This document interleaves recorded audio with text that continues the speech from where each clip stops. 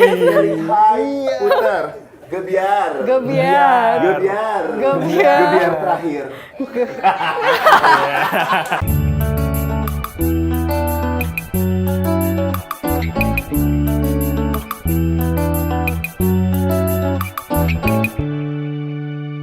Ngomongin tentang penjara nih. Ini kita sudah kedatangan salah satu narapidana. Wah, narapidana banget nih. Narapidana. Dia wah, pokoknya seru deh ini, bahkan ya dengar-dengar katanya pernah melakukan Apa tuh? Silat? ngomongnya jangan kenceng-kenceng, nggak enak sama orang. Oh. Kita langsung undang aja kalau gitu. Gimana? Kita undang Magistus Miftah. Ya halo Kak, pagi. Silakan duduk, silakan duduk. Hai guys, halo. Ini kok 2025 ini kita 2026 sekarang tahun Nah, 2000. itu dia, ini juga sebuah konspirasi ya. Itu Iya, ya, kita suka aku sekali juga pas lagi konspirasi. lihat ini kayak, loh ini tahun aku diinisiasi atau gimana ya masuk ke dalam productionnya Bang Jokan nih.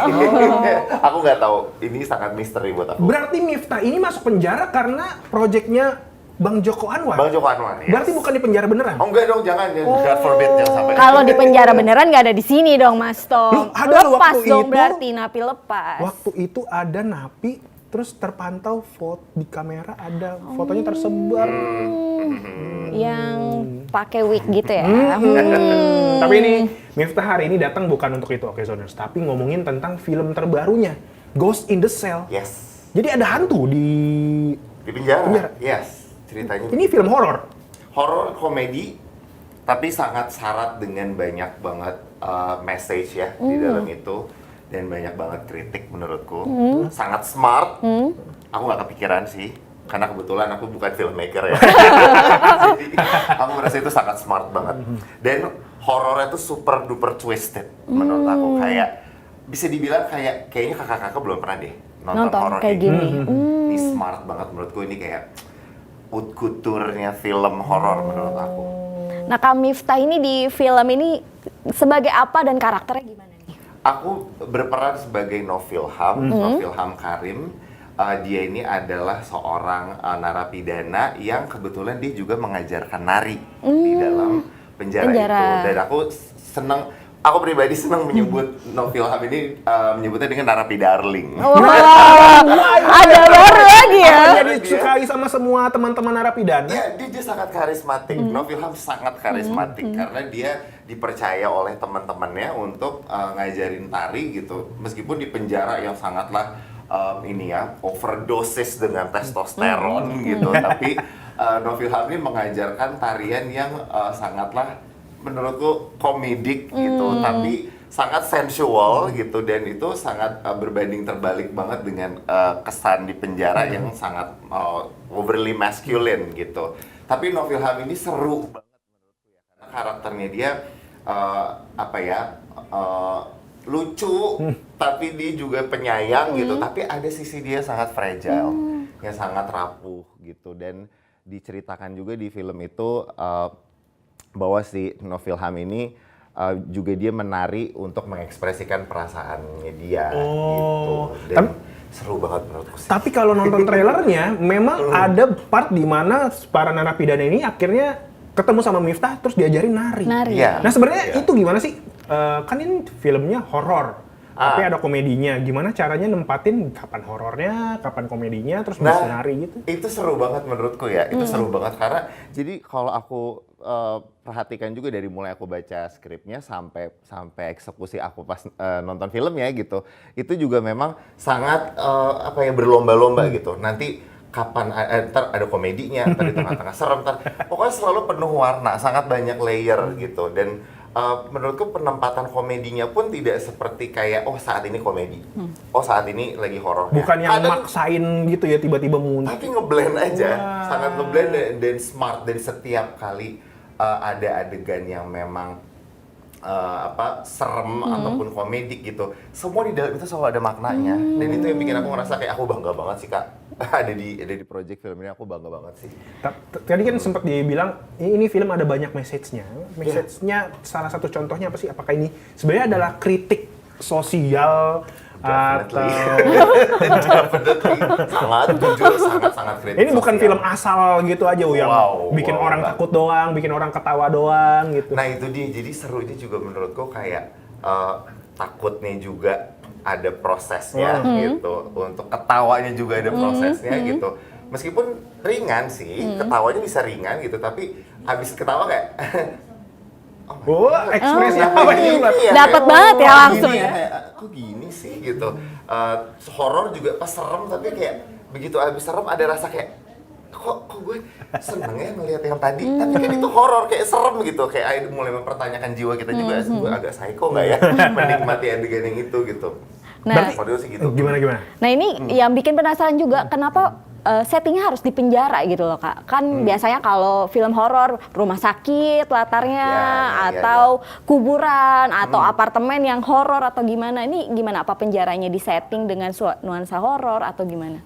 Nah jadi kayak memang kalau aku juga dengar dari Bang Jokan ya gitu, refer to him gitu, kenapa penjara itu, karena penjara ini tuh juga kan sebenarnya adalah miniatur dari negara kita sebenarnya, secara figuratif ya. Jadi kayak sangat merepresentasi struktur sosial kita. Maksudnya di dalamnya tuh ada orang yang berkuasa, ada orang, bahkan di dalam penjara laki-laki ini pun ada banyak jenis orang gitu di dalam situ ya. Maksudnya ada yang begini, ada yang begitu, bahkan sampai ada yang karakter kayak Novel Hamini sendiri gitu ya, di antara semua rasa yang sangatlah testosteron agak bau gitu ya, ibaratnya kalau menurutku gitu, tapi sebenarnya wangi nih gitu kan.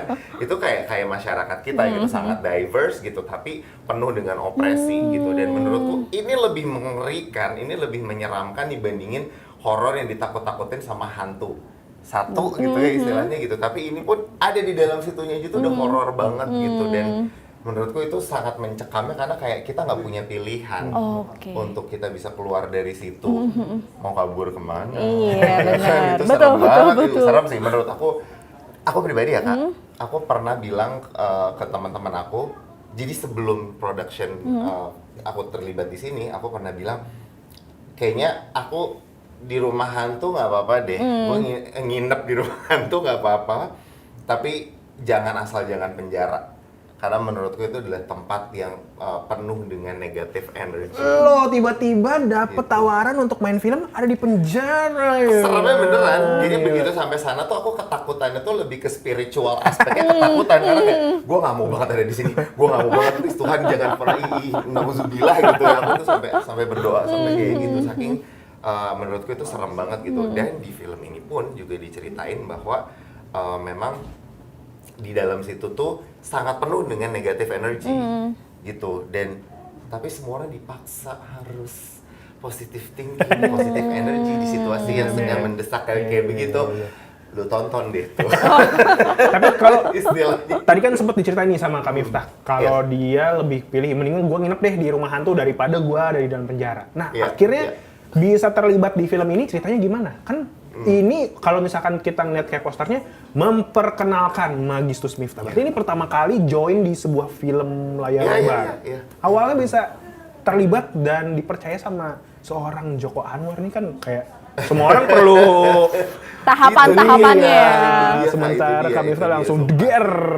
Ya itu tuh menurutku juga sesuatu hal yang wah ini sudah nggak bisa dibilang apapun selain keajaiban ya Kak. Jadi ya aku juga diundang sama Bang Jokan tuh sebenarnya prosesnya bener-bener purely audisi, casting aja. Iya, semua orang tuh ketemu sama beliau, cobain peran ini. Jadi aku waktu itu online ya gitu, karena waktu itu aku pure online waktu itu karena kebetulan aku lagi ada training yoga juga. Jadi itu kayak wah mentok, aku nggak bisa kemana-mana gitu, aku harus training yoga dan audisi video gitu.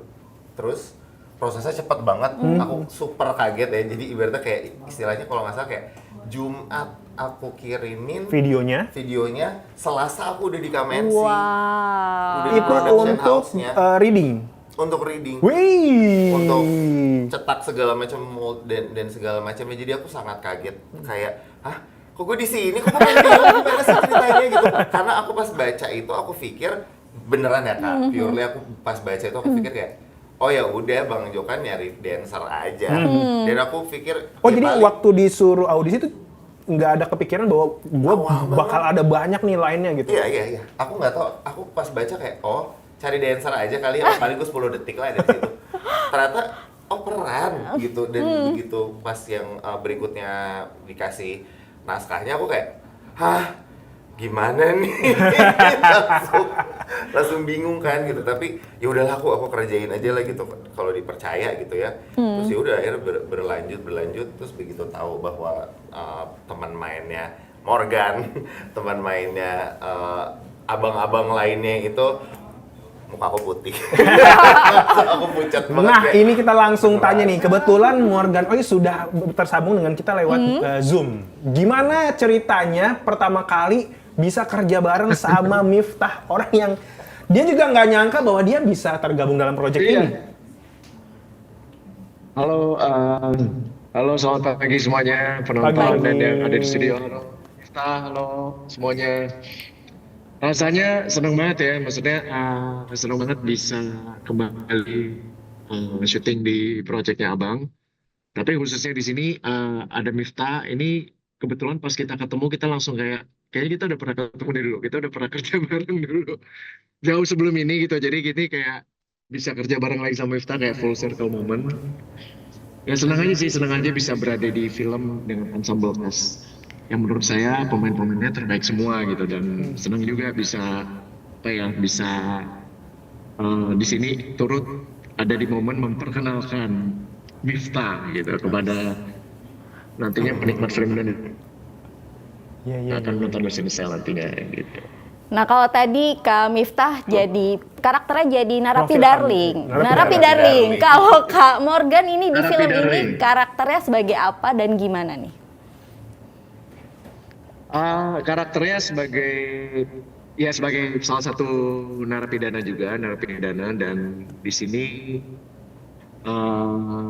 si Bimo ini, nama karakternya Bimo ini lumayan cukup pragmatis ya orangnya ya. Maksudnya dia tahu cara menempatkan dirinya di mana untuk nggak cuma mengambil keuntungan untuk dirinya sendiri tapi juga untuk kebutuhan yang lain juga gitu. Karena di dalam penjara sendiri kita tahu sendiri ada sistemnya sendiri yang harus kita turutin, harus ada regulasi-regulasi yang harus turutin gitu. Jadi Bimo ini termasuk orang yang cukup pintar gitu, dalam tanda kutip, bisa membaca situasi. Dan Bimo ini, ya maksudnya untuk persiapannya juga lumayan ini ya, karena saya juga ada action sequence di sini, ada action fighting sequence sama rame-rame sama teman-teman ensemble cast dan juga sama Bang Abi mana gitu. Jadi workshopnya intens banget, kita belajar koreografi segala macam, belajar sama kamera, workshopnya sama kamera juga gitu. Jadi lumayan intens project ini dengan karakter Bimo ini. Nah kan kalau emang produksi film yang ada actionnya itu, dengar-dengar kan emang produksinya lama ya, karena harus ngambil gerakan ini, gerakan itu, berantem itu, dan juga workshopnya juga lama. Benar. Produksinya makan waktu berapa lama ini film? Produksinya waktu kita syuting setengah ya? Iya 22 setengah.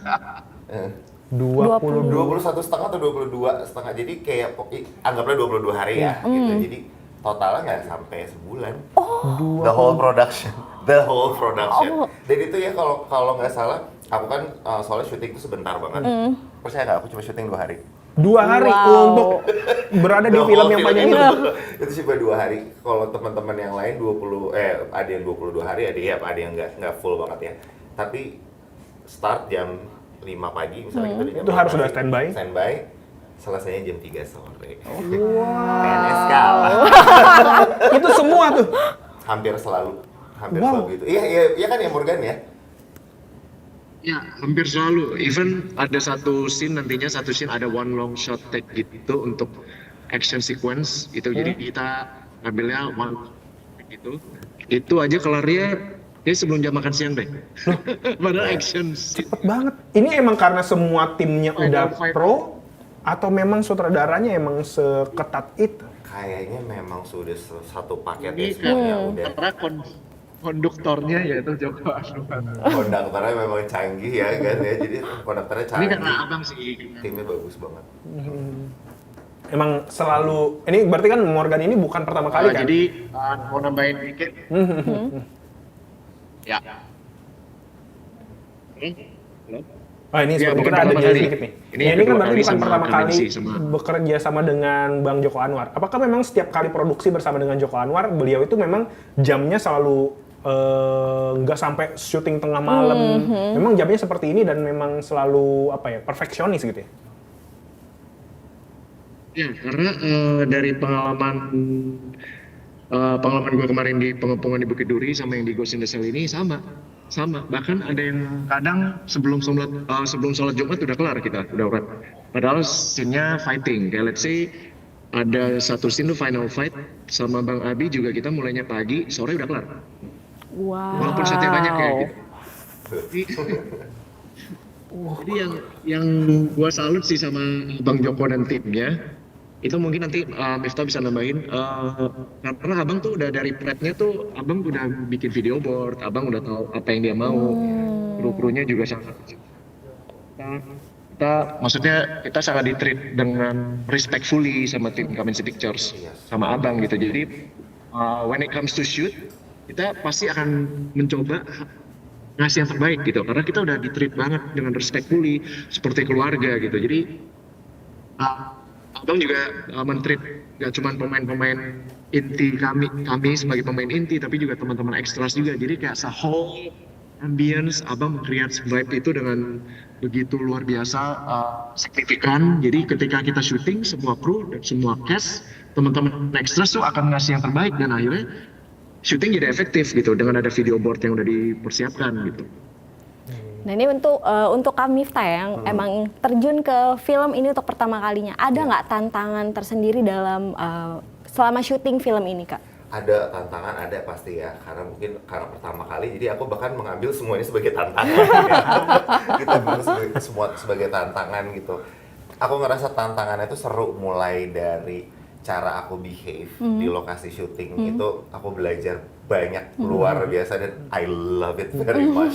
Karena di Kamensi itu yang aku perhatiin juga semua orang itu punya satu volume yang sama. Dan punya nada bicara yang kayak hampir sama, semua soft spoken. Nggak ada yang pressure gitu, Suara yang sok sekencang senior ini, gitu. Suara sekencang ini itu hampir nggak ada. Almost everyone itu suaranya lebih pelan. Iya kan Morgan ya? Semua tuh halus pakai hati nurani, sampai semua orang tuh kayak, oh ya kita gini ya gitu. Dari mulai awal aku datang sampai hari ini itu sama kayak gitu. Dan itu aku kayak, ini magic banget sih. Itu menurut aku kayak itu tantangan batin buat aku juga sebagai orang yang cablak. Itu suka banget ngomong. Gitu. Terus aku juga ya sama ya pas di lokasi syuting juga ngerasa kayak aduh aku harus hati-hati banget sama segala sesuatunya, karena tarian aku ini juga to me itu kayak action juga kan gitu, dan emang ada adegan juga yang semacam actionnya gitu. Dan ya sama aku juga ngerasa yang ter-challenge juga buat aku itu adalah aku pernah cerita sama Morgan, pernah consult bahkan sama Morgan kayak karena mungkin Novilham ini dekat banget juga ya karakteristiknya sama aku. Novilham ngajar nari di sana. Aku setiap Jumat ngajar nari. Ada kesamaan. Ada kesamaan yang kayak, serem sih alignment ini gitu. Jadi connect-nya tuh banget. Jadi sempat ada satu momen aku ngerasa kayak takut gak bisa keluar dari karakter Novilham ini. Kayak mohon maklum atau ya teman-teman, saya pertama kali main film. Jadi kayak untuk methods untuk keluar dari karakter tuh juga perlu belajar lebih dalam gitu ya untuk berikutnya gitu. Jujur banget ya gue. Tapi beneran ya gitu. Jadi aku ngerasa emang kayak itu tuh challenge aku banget tuh Kak. Kayak aduh gue ngeri kalau dapat satu peran yang lebih serem dari ini. Kalau gue gak bisa keluar gimana gitu. Bahkan tuh kayak perlu belajar itu. Karakter apa dari Novilham yang sampai sekarang masih nempel terus sama Miftah? Yang susah banget, paling susah lepas? Oh terakhir ya, aku alhamdulillah udah lepas. Kalau sekarang udah bisa gitu. Bahkan udah kayak ya udah itu memories gitu, memories. Tapi yang di aku ngerasa paling susah keluar waktu itu adalah sedihnya Novilham. Itu sedihnya tuh kayak udah kita nggak perlu ada di sini lagi. Kayak udah terima kasih gitu. Aku sampai memfigurasikan dia dan bilang ngomong seolah-olah dia adalah orang gitu kayak makasih udah ya aku udah bantuin kamu udah selesai gitu. Oke. Sedihnya dia tuh kayak lumayan dalam juga. Ini kita bacain ada salah satu yang komen nih yang ngomong, ayo dong dance tuh. Coba dance-nya. Nah, Oke. boleh contohin? Nanti kita juga coba Morgan juga kali ya di taksi juga Dance dance. dong. Si gerakannya itu ya. Sambil duduk atau gimana? Boleh kalau mau berdiri boleh. Mau berdiri boleh. Nih, coba kita perluas. Oke, dipraktekin ya si gerakannya Novil Habibie. Oke. Semangat. Ini komennya ini banget nih ya. Kerjain pagi-pagi. Bikin senang nih pagi-pagi. Oke, teman-teman ya, siap-siap Oke, ya. Yang kita paling lihat. ikonik dari gerakan itu adalah pertama angkat tangan ke atas, tangan ke atas, turunin crown, and then keramas, tetes kedes, samping perut nyeri high, and then putar gebiar, and then gebiar lagi.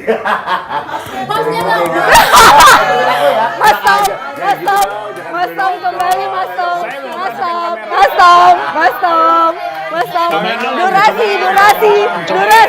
Durasi. Ayo Mas Tom. Durasi Mas Tom. Oh, sudah jamnya nih. Mas Tom. Ayo, maksudnya Oke, jangan nantangin baik. dong. Aku ya. Oke. Oke. Oke. Pertama ya, angkat tangan ke atas. Angkat tangan ke atas. Angkat tangan kiri ke atas. Kiri ke atas. And then crown. Crown. Keramas. Tetes kedes sabunnya. Oke. Tetes kedes. Tengah. Bawah di tengah. Nyeri high. Nyeri high. Nyeri high. Putar. Gebiar terakhir. Thank you. Nah, kita sekarang ini dong yang lagi ada di Zoom juga dong. Yang lagi garuk-garuk muka jangan Tapi pura-pura di diem aja. filmnya Kak Morgan ikut nari juga kan? Ikut nari nggak ya, Gan? Gue lupa deh. Hari nggak ya? Nonton dong, makanya nonton. Oke. Jawaban yang sangat aman ya. Karena nggak bisa gini-gini ya. Karena nanti bapak drivernya loh, mas. Kenapa? Iya. Nah, kalau misalkan entah karakter Bimo atau Novilham, kalian berdua itu di penjara karena kasusnya apa? Nah, Bimo, jawab dulu Bimo. Boleh nggak ya ini? Ini. Kalau Bimo, let's say kayak gini ya. Bimo ini terpenjara karena sistem yang sudah broken. Oh, jadi sebenarnya ada terjadi orang-orang yang nggak salah tiba-tiba disalahkan dan masuk penjara gitu. Oh iya, Bang. Sebenarnya kan banyak terjadi kan sekitar kita, maksudnya di in real life juga kan banyak terjadi kayak orang-orang yang memang tidak bersalah tapi akhirnya harus masuk penjara, akhirnya harus menjalani kehidupan sebagai narapidana gitu kan, banyak sekali terjadi seperti itu. Nggak, di dalam penjara itu nggak cuma orang-orang yang jahat tapi orang-orang yang mungkin tukar kepala mungkin, atau mungkin dia dijebak mungkin, atau memang karena dia masuk ke sistem yang sudah. Itu Ini tapi kan banyak sekali kan. di sekitar kita kan, maksudnya bukan di daerah kita tapi di negara lain kan. Nggak mungkin di Bukan di negara kita ya. Amin sih. Istilah tukar kepala kan itu istilah dari luar negeri kan, ya kan ya. Apa gitu. istilah kalau di luar negeri apa namanya tuh? Tukar kepala. Oke, Tapi gini, baik. sebelum Miftah menjawab ya. Sebelum Miftah menjawab, jadi kemarin kan film kita udah, ya puji Tuhan udah sempat world premiere di Berlinale. Oh ya. Maksudnya dengan kehidupan apa narapidana negara kita di film Ghost in the Shell, tapi mereka tuh bisa relate loh.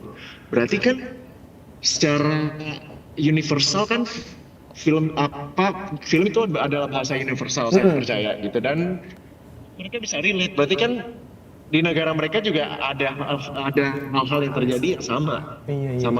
Sama dengan di negara kita, yaitu mungkin ketimpangan hukum, mungkin satir-satir politiknya masuk banget gitu, atau mungkin deforestasi atau isu lingkungan gitu loh. Jadi sebenarnya balik lagi sebelum Miftah ini ya udah Bimo ini adalah salah satu representasi manusia-manusia ataupun napi-napi lain, case lain tuh yang mungkin mereka tidak ada di sana gitu. Cuman mereka masuk karena something yang harus terjadi gitu. Kalau Miftah gimana?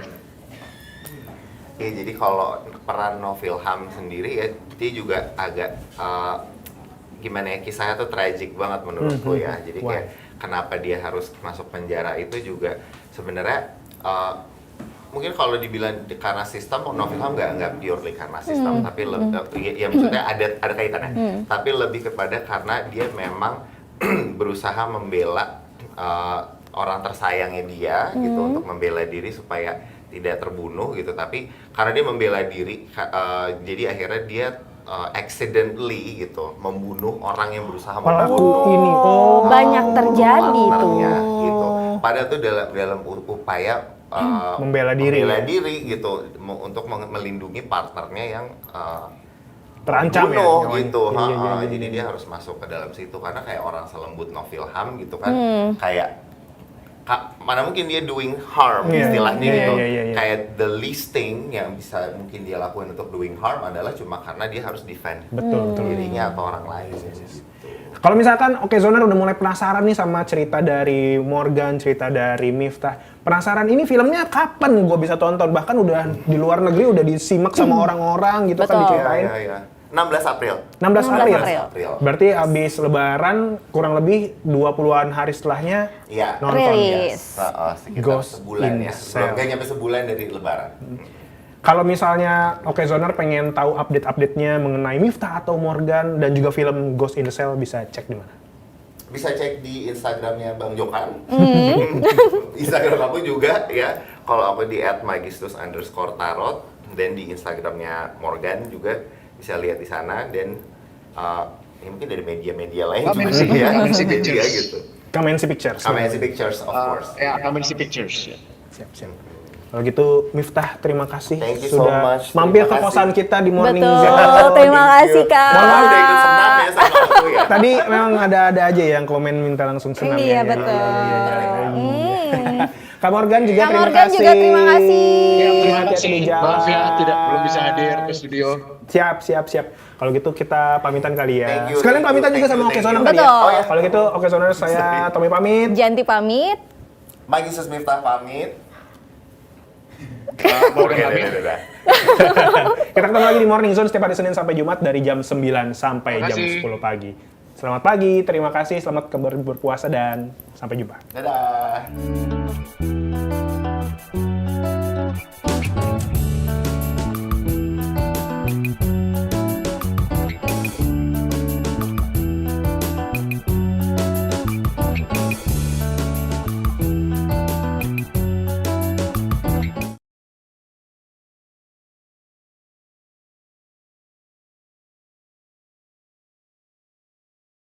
Stay updated. Info terkini masih banyak.